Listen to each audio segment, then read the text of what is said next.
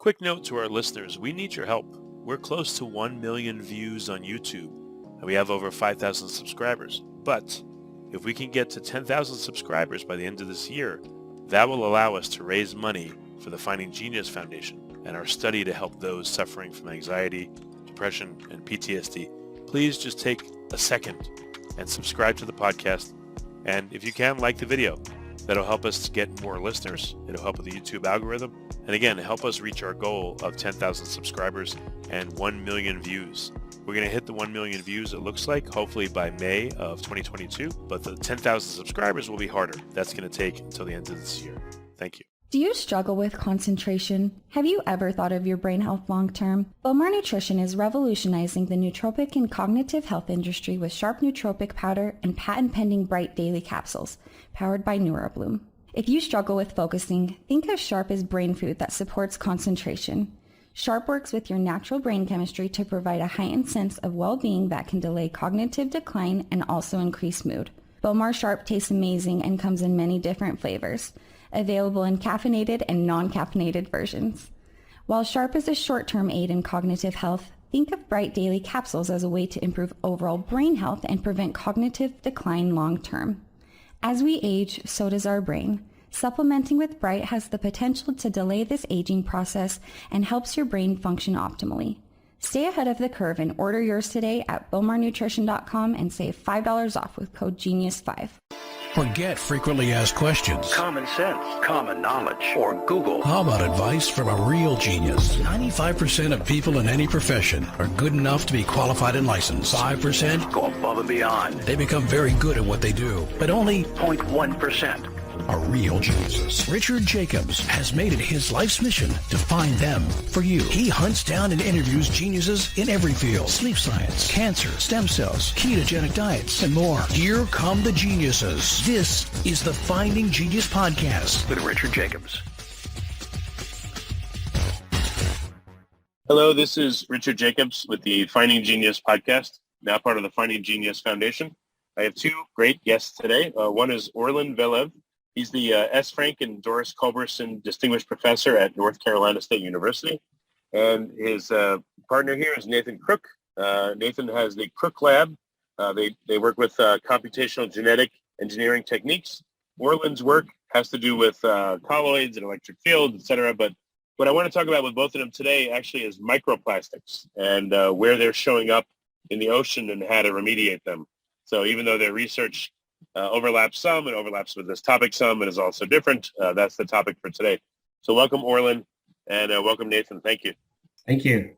Thank you, Rich. Yeah, Orlin, if you would first just give me a little bit about your background and then how you got involved with microplastics, and then I want to ask Nathan the same thing.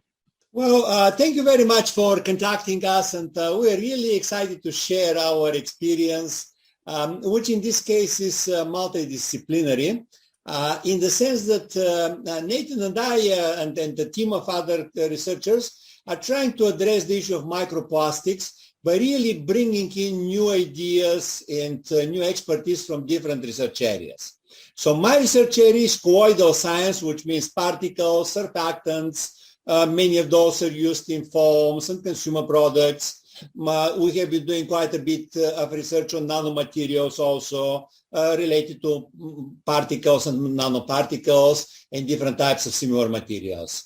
And realizing the importance of the microplastics for the environment, that is the negative importance in this case, the very detrimental impact. Our team of professors really try to address the issue by bringing in expertise from our corresponding areas. My expertise is how do you capture colloidal particles from water. They are dispersed. They do not want to separate that easily. You cannot take all the water from the sea and filter it or centrifuge it, which would be the most common way of doing this. Hence, we're trying to develop right now the so-called microcleaners, which is special type of particles that capture the microplastics. So that's how we came to this field, and this is what we're trying to do. Okay, and Nathan, tell me a bit about your background and how you came to this field as well, please. Right. Yeah. So, I mean, I'm a professor in chemical engineering in the same, actually right next door to Orlin in our building. And so, what happened was there was a call from the NSF for this emerging frontiers in research and innovation, FRE, right? So it's a grant call on the problem of microplastics. And so we were, just chatting about things one day. We realized that us in our department and a few others at Cornell had sort of this expertise, this multidisciplinary expertise that Orlin was referring to. We can capture the microplastics, we can bind to the microplastics, potentially even degrade the microplastics and convert them into something a bit more valuable. And so this was probably about 2 years ago, and we're well on our way to doing that with our team. Okay, so you're focusing on microplastics in the ocean? Yeah, that's been our focus so far. But we think that a lot of the things we're looking for could have generality to freshwater or even maybe terrestrial microplastics as well. I've walked by lakes and streams and I see plenty of big plastics, on the side of the lake or the stream. In the ocean, how do plastics manifest? Are there a lot more microplastics than large plastics? And where do they tend to go in the ocean and aggregate? Well, so your your explanation of how you see plastics in water is actually explains the problem, where the problem comes from. If you have a large body of plastics, of polymeric material that has been discarded in water or in places where the water runs off, you're going to have slow degradation of this material into smaller and smaller particles. That is, the big plastic object, polymer object, is going to start degrading, and then it is going to start cracking. And as it cracks, it is going to start releasing particles. And as those particles are being driven around by the water, they're going to keep degrading into smaller and smaller particles. But from the perspective of science, what happens in this case is you're increasing tremendously the surface area of this material. So you have a big plastic object, well, that's not that much of a problem. But when you make it into those small particles, now you have a tremendously small particles that have very large surface area. They can kind of diffuse all around. They can penetrate, seal life. So that's what makes the microplastics project so ubiquitous, just because these particles are really becoming all around us. And that's not good. Well, where are they found? Are they found in sea life, or are they found where? I think most places where people have looked, they've found them. They found them in the air, depositing on pristine land that has very little human activity. They found them in people's lungs, in the bloodstream. Even if you pour hot water into a plastic cup, the cup will just release particles into that cup and you'll ingest them. So they are kind of difficult to avoid. And related to the size, they span from the macroplastics, like you can see with your eye, all the way down, right? And the difficulty is measuring things at that very small scale. So every time people find a better way to detect them, they'll find them at that smaller size range, which really is little bit scary. So I've heard there's nanoplastics. I know it's just a name, but what is the smallest size plastic elements that have been found inside an organism? Well, typically, just using the scientific terminology, you're going to have microplastics is going to be particles which are going to be larger than a micron in size. This is particles that you can see with a microscope, and nanoplastics are going to be particles that are smaller than a micron, something like on the order of 100 nanometers or less. They go in size closer to the polymer molecules. Basically, these are not different units, because what happens is that the large polymer body begins breaking down, and as it breaks down into particles, and then these particles break down into smaller particles. So you have the size scale going from millimeter size to micrometer size and then nanoscale size. Right now, microplastics are considered to be the biggest problem, just because they are easiest to detect and ubiquitous. Once they degrade to nanoplastics, there are different ways in which the nature can get rid of the final small particles. Small particles, on the other hand, can be more detrimental to health. So it's a little bit kind of gray area still undetermined which is the most dangerous component. But definitely we do not want polymer particles in our water. How long do you think it takes a plastic bottle to degrade to a certain size microplastics? I've interviewed a number of people that work in this field and no one seems to know. Are there studies with like rock tumblers or, in lab experiments where you put seawater in a bottle and slosh it around until it breaks down? Or have people been able to figure this out? This is a very good question because actually we have another project where we are beginning to try to understand what happens during the breakdown of so-called nonwovens. And the nonwovens are actually the basics of the virus, the typical surgical virus protection masks, which, if you notice, are made of polymer fibers and are being discarded immediately after use. So we are right now investigating that. There are many other groups, of course, who are investigating this problem. As it happens, it takes something on the order of days probably for the material to degrade. And one of the most potent factors in the degradation are the UV rays that come from the sun. So essentially the polymer being dispersed in the water is going to absorb the UV rays from the sun, and those UV rays are going to start breaking down chemically the polymer. And as it breaks down, it cannot hold in one piece anymore, and then it starts releasing those particles. And the same happens with, for example, any face mask that would be thrown in the sea. It is going to generate tremendous amount of small polymer particles after the fibers of which it is made degrade. Okay, but so you think it happens in a couple of days? Or how long do you think? It really depends on the size of the plastic. So for things very tiny, like very small fibers, it might be true that that's in the order of a couple of days. If it's something larger, like a plastic bottle, like you were saying, it could, months to years, right? And it depends, like Orlin was saying, on the UV, the environmental exposures, right? If it's exposed to the sun, you're going to see UV damage chemically modifying the polymers into something that's more accessible to biology, more prone to cracking too. In the lab, if you're trying to develop a bug, like a microbe that can degrade plastics, you'll often see studies where under their optimized conditions, their bug can take a very extremely thin polyethylene terephthalate film, so like a particular type of plastic, and they'll break it down a little bit in, say, like several months, right? So this is a very slow process from biology alone. It's just they don't have the machinery to degrade these things.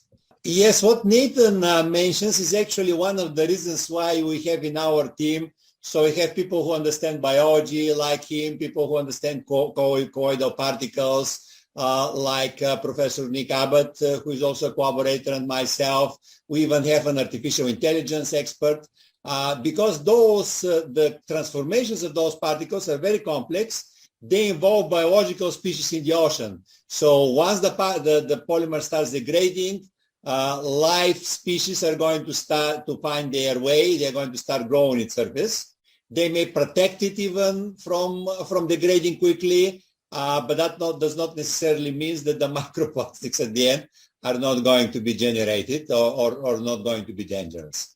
Yeah, there's a lot of question marks in this whole process. A lot of stuff we don't know. Well, in terms of a surface chemistry or material science, do microplastics tend to have a net aggregate positive or negative charge? Is it a large charge? Are there certain morphologies that certain plastics break into that have very sharp points with very high charge amounts, etc.? This is an excellent question. This question actually captures to a large extent a big portion of the science in our project. Because if you want to understand how to remove those particles, you have to understand how to coagulate them. That is how to make them come together and be separated. And they do not want to do that because they become charged. The typical charge of a polymer is negative charge, but depending on the polymer, you can also have positive charges. Then you can have absorption of biomolecules. You can have absorption of surfactants. Then you can have the formation of a biofilm growing on top. And all of those change the interactions between the particles. And in order to separate the particles, one needs to understand the interactions. So charge is not good because charge keeps them stable, and surfactants are not good because they also keep them stable. Biofilms may or may not be good. Biofilms may help degradation, but they may also stabilize them. And you can see that probably the big variety of science problems that emerge and why people from different backgrounds are really needed to try to consider this problem. Do you struggle with concentration? Have you ever thought of your brain health long term? Bowmar Nutrition is revolutionizing the nootropic and cognitive health industry with sharp nootropic powder and patent-pending bright daily capsules, powered by NeuroBloom. If you struggle with focusing, think of Sharp as brain food that supports concentration.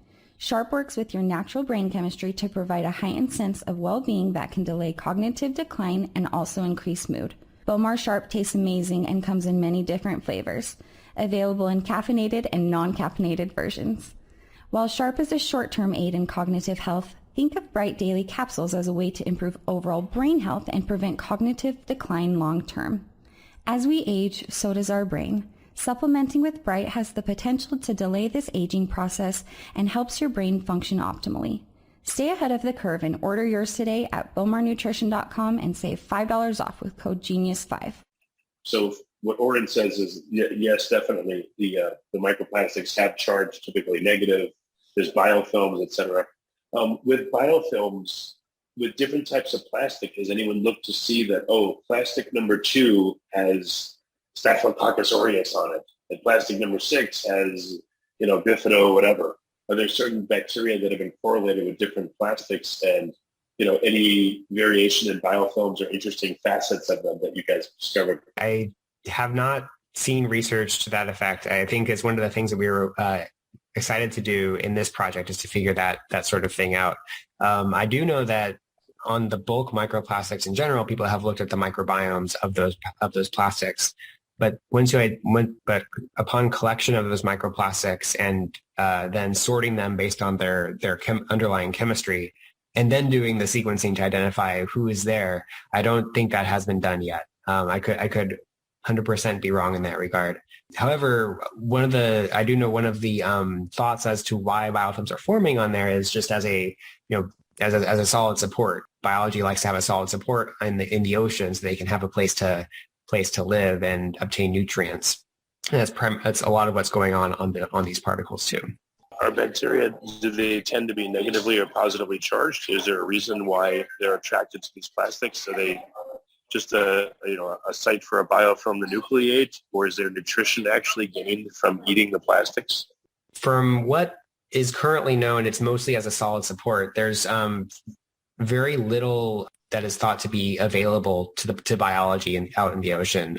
The reason why I say that is because we simply don't have a large catalog of enzymes that can degrade these particles. If these bacteria were able to degrade them to a large extent, then we probably would know more about their enzymes involved. The enzymes that we currently have only been recently discovered from landfills.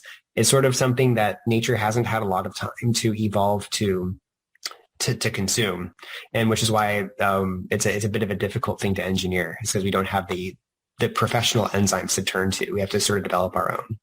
Okay, so what is the focus of? Are you guys strongest in the material science aspects of it, or how are you in particular studying and contributing to the understanding of microplastics?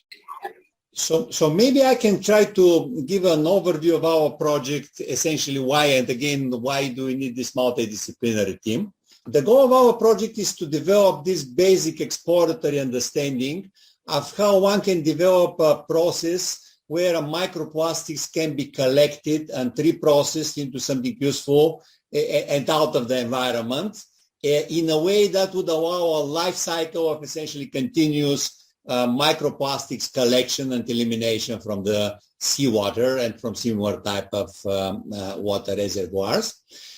So essentially, we began with a few basic reasonings that apply to this system, that we cannot filter all the water, we cannot centrifuge all the water, we have to remove the microplastics, but we have to remove it in a way which is safe and benign, and then we have to do something with the microplastics that we collect. So that's why we came up with the idea of having these micro cleaners which will be made out of a biopolymer. The microcleaners are what we're developing in my group and what is developed in the group of my colleague Nick Abbott. These microcleaners are going to collect the microplastics, float up, be collected as scum from the surface of the sea. Then we can have biological reprocessing of this material into more of the biopolymer that then can be used to collect microcleaners. So hopefully we can have a closed cycle process where the microplastics is used to produce its own biological microcleaners. And in this way, we can make a sustainable process for cleaning up of the polymer material from the sea. Of course, our project is very exploratory. We want to develop the principles that then can be used in practice. In the ocean, do microplastics tend to float on the surface or do they sink? The short answer is they do both, I think. It depends on some plastics are heavier than water and some are lighter. And even if they're heavier, if they do get colonized by a biofilm and that biofilm generates gas, then they'll float. One of the difficulties is sampling the plastics at a depth to see how far they go down. So what is the effect of, have you looked at microplastics in freshwater or brackish water versus ocean, the salt? How does that appear to affect? Does it hasten the degradation? Does it affect the bacteria, et cetera? This is a very important problem. We are actually addressing this problem in our other project where we are trying to understand how microplastics are being produced. So essentially we're following the breakdown of the material from face masks in salty water and freshwater type of environment and under different temperatures and different UV conditions. And we see a significant difference. So salt water and UV are definitely contributing a lot to the breakdown of the polymer into those particles. And this is not good. And this is what would happen when you have all the polymers that are discarded in the water. Typically, they're slightly less than the water, would flow up near the surface in salty water, absorb UV light, get degraded, generate all those thousands of particles. That is not thousands, but billions and billions of particles. The top layer of the sea is where you also have lots of life. That is sea life living, and in many cases can be bacteria and microbes, but still important. And that contributes to the complexity of the problem. What is noticed about the plastics that will sit on the surface versus the ones that sink? I would think the ones on the surface are going to be exposed to a lot more churn, UV, they'll fall apart faster, their average size will get smaller faster versus stuff that sinks, right? This is definitely the expectation in what we have been finding in some preliminary results, and then obviously other people have been investigating quite a bit. Still a topic that requires lots of research because the system is so complex. This, by the way, is one of the reasons, especially when it comes to biological interactions and reprocessing, is why we would like to involve artificial intelligence, machine learning into the whole process, because it is really very complex and kind of modeling it in a very simple way in some cases may not be possible. Have you guys been able to visit the Pacific garbage patch or any of those patches? Have you been able to go out there? We're actually working with a few of the institutions here in North Carolina which are studying the microplastics, so-called Plastics Ocean Project, and we have been receiving samples from them. We're really chemical engineers, and our domain is not necessarily the seawater, but we're cooperating with people who are doing the job, and then we kind of like seeing what they have collected, and it looks pretty ugly and scary. Okay, that would be a good Christmas gift, just to send you guys on a trip out to the garbage patch. It's all expenses paid. You'd probably like that. Our graduate students have been virtually kind of having those trips to essentially bring the garbage in from our colleagues in the Plastics Ocean Project, and then have been investigating this in electron microscopy and so on, and you see pretty ugly particles. So you can say that we have graduate students who are happy to be doing a project related to garbage, but that's important. Okay, what's the best way for people to find out more about your work and keep tabs? Where can they go? Well, one of the most direct ways would be to visit the websites of our respective research groups. course, Orlin Velev has his research website. I have my own where we'll be publishing our work in this area. Another way would be to reach out to us. I know both of our emails are on our website to hear more about it. But in terms of the realm in which for genetic engineering and stuff, there's a lot of work coming out recently in terms of engineering microbes to degrade these. And so searching simply on Google for engineered plastic degrading microbes will result in hits that change, every month, right? More groups are coming out with this sort of thing. So it's a rapidly changing field. Our team is also presently preparing perspective paper, which motivates exactly the topics that we're discussing, explains why we're having the approach that we're adopting in this project for the American Institute of Chemical Engineering journal, where we would like to put it all together. Hopefully that would be published within kind of like not too far future. And of course, we're going to be publishing our research results. So that, again, multidisciplinary perspective is important from our side, just because there is no single discipline that can address all the complexity of this very big problem. Well, very good, Orrin. Nathan, it's been a really cool call. I appreciate you guys coming, and thank you so much. Thank you for having us. This is a pleasure for us too. Thank you, Rich. Do you struggle with concentration? Have you ever thought of your brain health long term? Bowmar Nutrition is revolutionizing the nootropic and cognitive health industry with sharp nootropic powder and patent-pending bright daily capsules, powered by NeuroBloom. If you struggle with focusing, think of Sharp as brain food that supports concentration. Sharp works with your natural brain chemistry to provide a heightened sense of well-being that can delay cognitive decline and also increase mood. Bowmar Sharp tastes amazing and comes in many different flavors, available in caffeinated and non-caffeinated versions. While Sharp is a short-term aid in cognitive health, think of Bright Daily Capsules as a way to improve overall brain health and prevent cognitive decline long-term. As we age, so does our brain. Supplementing with Bright has the potential to delay this aging process and helps your brain function optimally. Stay ahead of the curve and order yours today at bowmarnutrition.com and save $5 off with code GENIUS5. You've been listening to the Finding Genius podcast with Richard Jacobs. If you like what you hear, be sure to review and subscribe to the Finding Genius podcast on iTunes or wherever you listen to podcasts. And want to be smarter than everybody else? Become a premium member at findinggeniuspodcast.com. This podcast is for information only. No advice of any kind is being given. Any action you take or don't take as a result of listening is your sole responsibility. Consult professionals when advice is needed.